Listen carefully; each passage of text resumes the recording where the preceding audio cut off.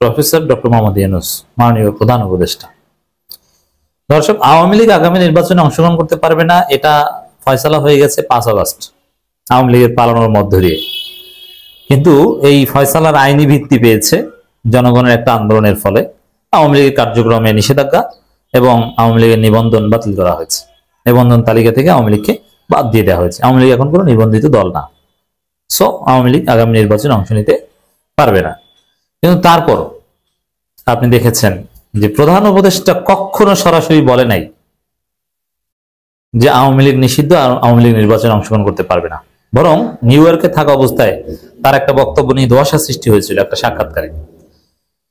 সেটা গণমাধ্যমে প্রচারিত হয়েছিল এরকম, আওয়ামী লীগের নিষেধাজ্ঞা শীঘ্রই তুলে নেওয়া হতে পারে, আগামী নির্বাচনে অংশ নিতে পারবে।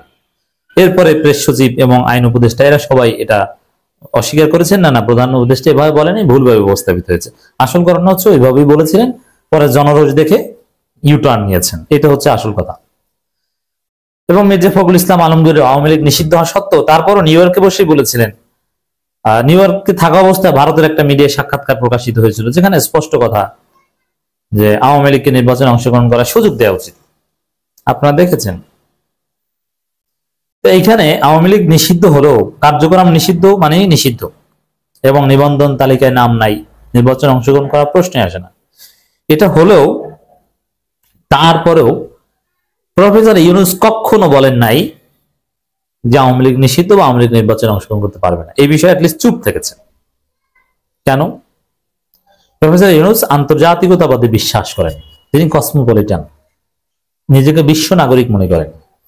এজন্য তার বন্ধু জাতিসংঘ, তার বন্ধু যুক্তরাষ্ট্র, ইউরোপীয় ইউনিয়ন, যুক্তরাজ্য, এরা যেহেতু কেউই কোনো দল নিষিদ্ধ চায় না, এজন্য এদেরকে বাদ দিয়ে, এদের মতামতকে উপেক্ষা করে কোনো কথা প্রফেসর ইউনূস বলেন না বা বলেন নাই। এটি হচ্ছে ঘটনা। যেহেতু এরা কেউ কোনো আওয়ামী লীগ বা কোনো দলে নিষিদ্ধ চায় না, এই জন্য প্রফেসর ইউনূস নিজেও কোনো দল নিষিদ্ধ চাননি। এবং তিনি কিন্তু অনেকবার বলেছিলেন যে কোন দল নিষিদ্ধ করা বা আওয়ামী লীগ নিষিদ্ধ করার কোনো পরিকল্পনা সরকারের নেই। একথা স্পষ্ট করে প্রফেসর ইউনূস বলেছিলেন, কিন্তু নিষিদ্ধ করতে বাধ্য হয়েছে।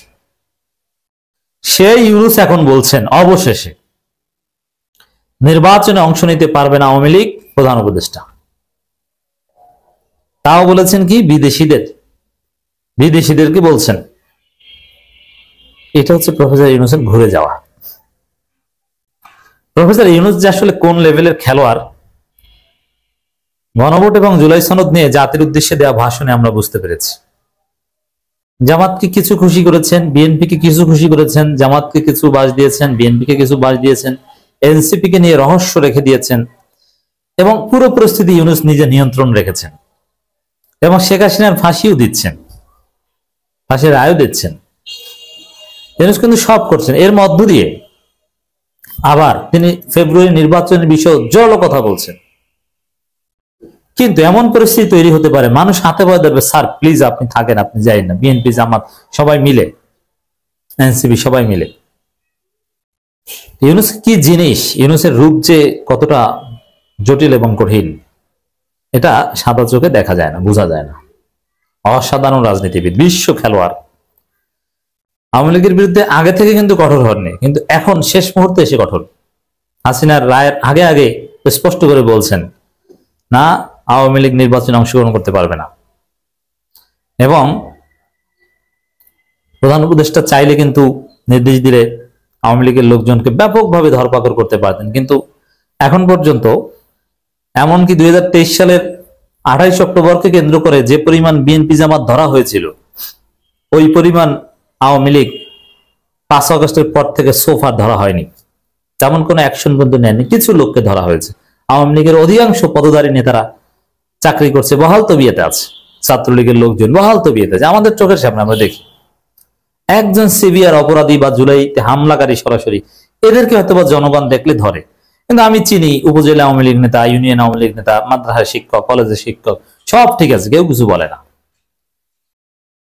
চাইলে কিন্তু ইউনূস সবাইকে ধরতে পারে, এবং তারা এখন ফেসবুকেও লিখছে আওয়ামী লীগের পক্ষে। ইউনূস ঢিল দিয়েছেন, কিন্তু যখন প্রয়োজন হবে তখন ধরবেন। এগুলো সব রেখে দিয়েছেন রিজার্ভ, যেমন বিএনপির চাঁদাবাজদের কি ধরলে ধরতে পারে না, কোনো ব্যাপার? বিএনপি কি ঠেকাবে? এদেরকে সেনাবাহিনী দিয়ে পিটিয়ে এদের চাঁদাবাজি ছুটে দিতে পারে না? পারে। কিন্তু কেন করে না? এগুলো রিজার্ভ রেখে দিয়েছেন। এটা হচ্ছে ইউনূসের পলিটিক্স। যখন কাজে লাগবে তখন এগুলো কাজে লাগাবে। যখন আদালত একটা নির্দেশনা বা কোনো একটা কারণে দেখবেন যে নির্বাচন এসটি হয়ে গেছে, তখন কি করবে? জনগণের সমর্থন লাগবে। তখন আওয়ামী লীগকে আচ্ছা মতো ধরবে, চান্দাবাজকে ধরবে, জনগণ স্যার স্যার বলে 5 বছর 5 বছর স্লোগান দিবে। ইউনূসের রাজনীতি অত্যন্ত জটিল এবং কঠিন, এবং যেটা ছোটখাটো রাজনীতি বিশ্লেষকরাও ধরতে পারে না, এমনকি বিএনপি জামাতের মতো বড় বড় দলও ধরতে পারে না। যেমন এনসিপি কে নিয়ে ইউনূসের অবস্থান কি, এটা বিএনপি জামাত এখনো ধোঁয়াশায়। কিন্তু এনসিপি কে নিয়ে কঠিন রাজনীতি আছে ইউনূসের, এটা আপনারা দেখবেন আরো পরে, এখন বুঝতে পারবেন না। অন্তর্বর্তী সরকারের প্রধান উপদেষ্টা অধ্যাপক ডক্টর মোহাম্মদ ইউনূস বলেছেন, সন্ত্রাস বিরোধী আইনের অধীনে কার্যক্রম স্থগিত থাকার কারণে বাংলাদেশে আওয়ামী লীগ ত্রয়োদশ জাতীয় সংসদ নির্বাচনে অংশ নিতে পারবে না। এখন স্পষ্ট করে বলছেন বিদেশিদের। কাকে বলছেন? অন্তর্বর্তীকালীন সরকারের প্রধান উপদেষ্টা অধ্যাপক ডক্টর মোহাম্মদ গত 13 তারিখে যুক্তরাজ্যের আন্তর্জাতিক উন্নয়ন মন্ত্রী ব্যারোনেস জেনি চ্যাপম্যানের সঙ্গে বৈঠকে তিনি মন্তব্য করেন। মানে এখন যুক্তরাজ্যের কাছে বলছেন। বুঝতে পারছেন? ইউনূসের রূপ আপনারা দেখবেন। এতদিন এইসব নিষিদ্ধ বা এগুলো নিয়ে একটা টু শব্দ করেন, সবসময় নিষিদ্ধের বিরুদ্ধে এই কথা তিনি বলেছেন। এখন নিষিদ্ধ এবং নির্বাচন করতে পারবে না। আন্তর্জাতিক মণ্ডলে ইউনূসের চরিত্র হচ্ছে যে তিনি ইনক্লুসিভ, তিনি উদার, কিন্তু তিনি বলছেন যে অমুক দল নির্বাচনে অংশগ্রহণ করতে পারবে না। অতএব রাজনীতির খেলা অত্যন্ত গভীরে চলছে। ইউনূসের অনেক নতুন ক্যারেক্টার আগামী 1-1.5 মাসের মধ্যে আপনারা দেখবেন। আর বাংলাদেশের রাজনীতি নিয়ে মাল্টি লেয়ারে খেলা হচ্ছে। আলী রিয়াজ খেলবেন। আলী রিয়াজকে এমনি এমনি, আলী রিয়াজ কি, তাকে as if professor Yunus president আর আলী রিয়াজ ভাইস প্রেসিডেন্ট, ওই টাইপের একটা পদে নিয়োগ দেওয়া হয়েছে, প্রধান উপদেষ্টা বিশেষ সহকারী। এর অর্থ কি জানেন? পলিটিক্যাল বিষয়গুলো সব আলী রিয়াজ দেখবেন। আলী রিয়াজ যে কি জটিল, কিভাবে কি খেলেছেন, এই যে ঐকমত্য কমিশনের সিদ্ধান্তের মাধ্যমে দেখেন নাই, বারবার মেয়াদ বাড়িয়ে সিস্টেমে কি করে ফেলেছে, শেষ পর্যন্ত পুরো পরিস্থিতি নিয়ন্ত্রণ করতে পেরেছে। মানে একজন শাসক শাসন করবেন, পরিস্থিতি নিয়ন্ত্রণ করবেন, বিরাট হুমকি ধমকি, যমুনা পদ্মা বানানোর হুমকি, অমুক তমুক দিবে, কিন্তু তারপরও আপনি চুপচাপ থেকে আপনি খেলে দেবেন। এই কাজ কিন্তু করেছে। জামাত যমুনা ঘেরাও করবে অথবা অনির্দিষ্টকালের জন্য অবস্থান করবে, কত কিছু ঠান্ডা মাথায় আলী রিয়াজরা খেলে দিয়েছেন, জামাত চুপ।